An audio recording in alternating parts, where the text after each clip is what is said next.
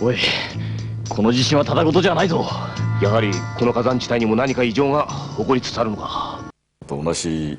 養成所の同期だからね、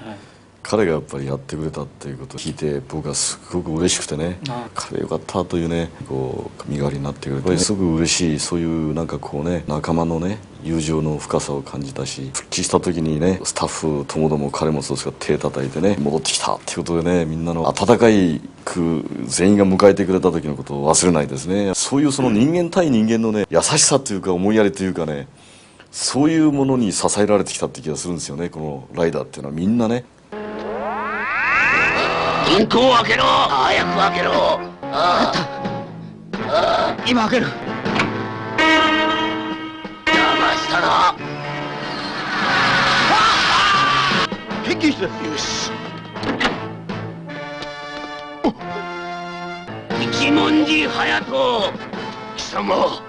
驚いたか。俺はユニコーンのさ。いろんなね、時代の流れだとか、誰がいいとか悪いとか問題もありますけど、若者も含めてね、自分一人一人がそういうこだわりを捨てて、一つの理想とか、普通だったらそんなことを馬鹿げてやれるかっていうようなことでもね、吹っ切ってね、今まで、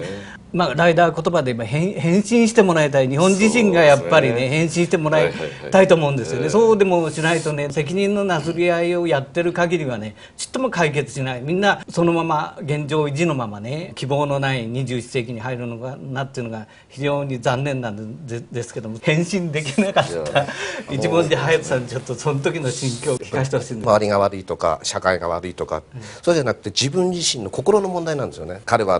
仕事中のね